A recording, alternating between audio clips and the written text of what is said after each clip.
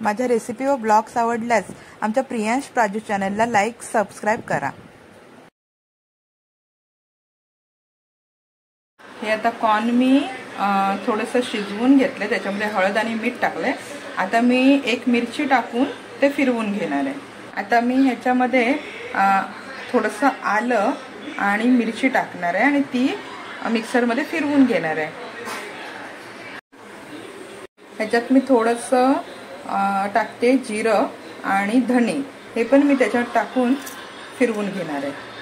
आता हे मिक्सरमध्ये मी बारीक वाटून घेतले आणि आपल्याला हे भिजवण्यासाठी जे कॉर्नचं पाणी होतं तेच मी घेतलेलं आहे वाटण्यासाठी। आता आपण ह्याच्यामध्ये टाकूया गाजर, कांदा, थोडंसं बारीक चिरून कढीपत्ता आणि कोथिंबीर। आपण हे सगळं टाकूया ह्या बॅटरमध्ये। आपण हा किसलेला बटाटा टाकूया, हा कच्चाच बटाटा आहे, आपण किसलेला त्याच्यामध्ये टाकूया।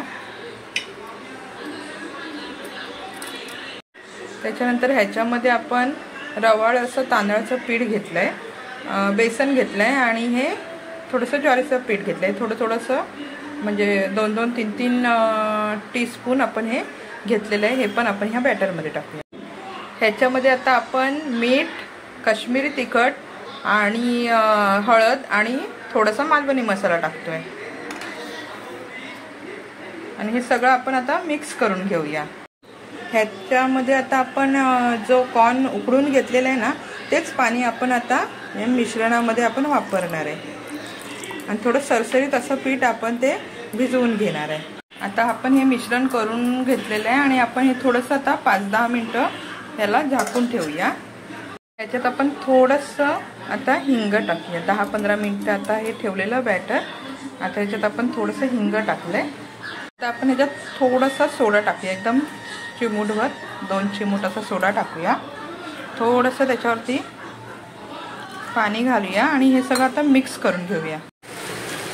आता हे आपण ह्याच्यावरती घालून घेऊया।